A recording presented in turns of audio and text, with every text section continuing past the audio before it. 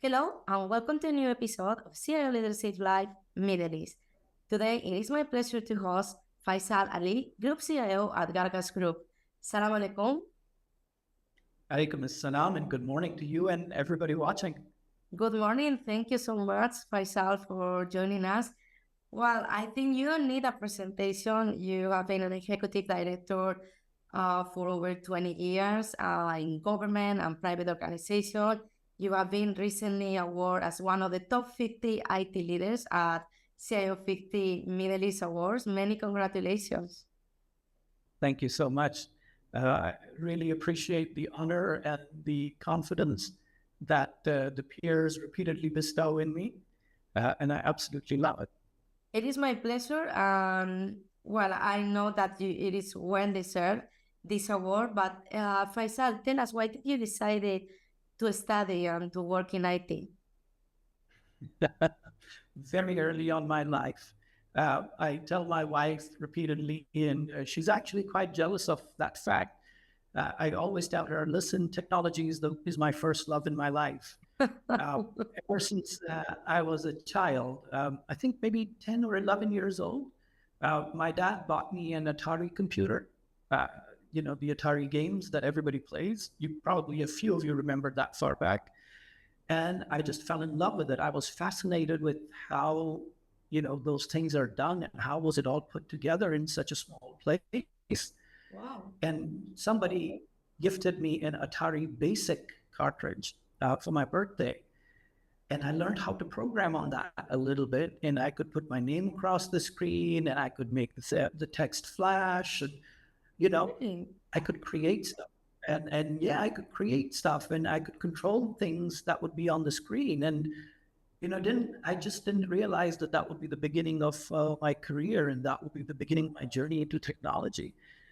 Ever since then, I really haven't looked back. Been in love with technology, been following technology, been studying technology, been working in technology. Wow, I think it's great that that early stage you knew already. Mostly everyone when we are 18, we don't know what to do. Like we are expecting to tell people, I want to study this, but maybe 50% of the students or even more, they don't know, and especially when you are 13. So I think that's great. We can tell that it was not by a mistake. You always wanted. Yep. Absolutely not. In fact, my biggest challenge at the time was this is before there was internet. This is before there was email. This is before there was social media. And it was extremely difficult for me to even figure out what to study and where to go because nobody knew back then. So it was quite a challenge, but, I would love to give credit to my dad over here because there was one thing he always kept instilling in all his children.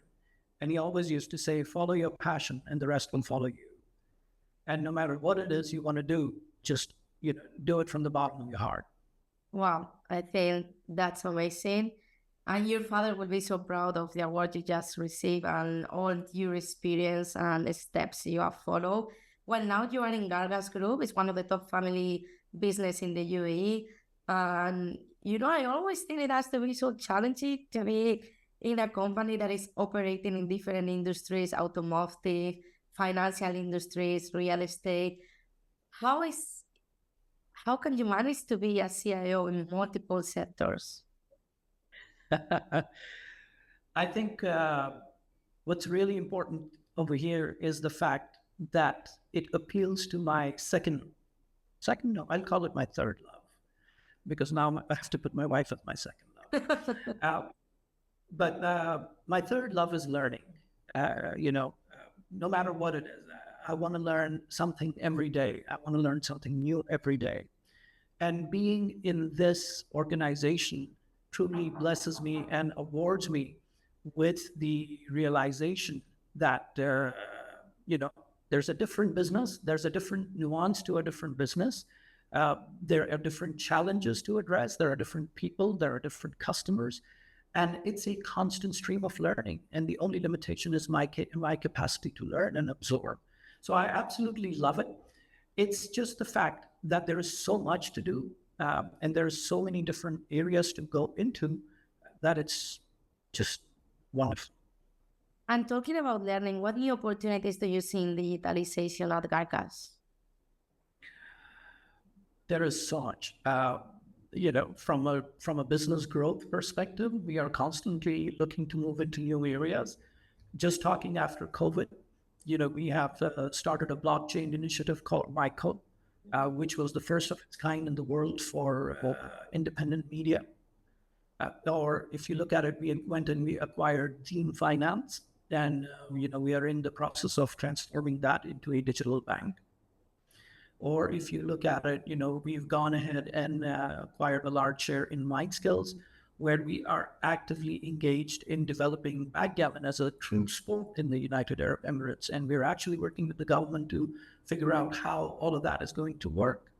So there is constantly something different, something new every day. It's not just about the cars or not just about the financial services or just the F&B. We're constantly evolving and constantly learning and constantly doing new things every day. Uh, that leads to the most interesting opportunities of them all, where most organizations would be happy with maybe one ERP or one CRM or a couple of core applications. We just simply cannot do that here. The behavior of the industry is so different. The definition of the customer is so different, and the requirements are so different. There's no one tool that fits all. So we've got to create and keep an agile mentality, an agile mindscape, and a very agile strategy at that. So what I see coming forward very soon, I think the buzzword is on everyone's mouth and mind these days. Everybody talks about AI, especially generative AI. We've been slowly progressing towards this stage. It wasn't just overnight that OpenAI announced ChatGPT. No, it was years in the making. We talked about computer vision. We talked about text. We talked about speech. We talked about analysis, and then we came to generative AI. It wasn't just like somebody woke up overnight and created this. So people who've been following AI and have been working in the space know how the evolution has been and are very, very excited to see what's about to come. That was gonna be my next question about AI, but before coming to that, I you say learning is your third love. You talk about the new opportunities, but what about the challenges you are facing at Gargas implementing all of these new digitalized experiences? So when your job is your passion and you absolutely love what you do, you don't see it as a challenge. I see it. I see every opportunity as a newborn baby. And just like a newborn baby, you're going to have to put in the time. For those of us who have children and grandchildren, they would relate to this. There's going to be the 2 a.m. feedings, the 3 a.m. feedings, the 5 a.m. feedings. There's going to be some sleepless nights. And that's just the cycle. But if you love what you do, then you don't feel it. And you just absolutely want it all the time. You just kind of continuously want to have that with you. Absolutely, I couldn't agree more.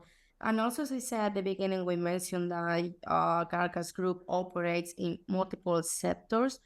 So, how do you become a data-driven company? Because we are talking about different customers as well. Absolutely. Look, we are on our journey. I think being a data-driven company is not an end state. It is a continuous journey because data changes, data evolves, data requirements are constantly changing. The data generation is constantly changing. We went from standard systems back in the 90s and 2000s to social media. And then we went into this whole now generative AI. And the volume of data is just going to shoot up, and the quality of data is just going to shoot up. So we need to be mindful that we don't stop our journey. We don't stop and say, okay, I've become a data-driven organization and I'm good now. No, it's never going to be that state. Data is just a state of data is just an entity or a state of what enables you to achieve what you need to achieve. It gives you the right information and the tools when done right. So making that happen, again, like I said, it's not about one set of data with one set of customers. It's multiple data sets, multiple data strategies, all leading up into a more agile way of thinking and doing business. understanding that one size doesn't fit all. That's the most important thing. Faisal, as a CIO, what are your top priorities for 2024? So, just yesterday I was at an event and I kind of said, what keeps me up at nights is not the security threat. I think we're dealing with that. You're reasonably mature with that. What keeps me up at night is the government compliance and data protection requirements, the sovereignty. I don't want to wake up in the morning and realize that some sovereign state somewhere has just, deployed thousands or hundreds of thousands of dollars of fines on us. The hackers you could fight, the governments you can't. And that's the one space where I want to make sure that we are compliant and we stay compliant and we understand our, ever evolving data and data residency requirements and serve our customers and serve our organizations the best that we can. Absolutely. Faisal Ali, thank you so much for your time. Many congratulations for the award at CIO 50 Middle East Awards. Thank you so much.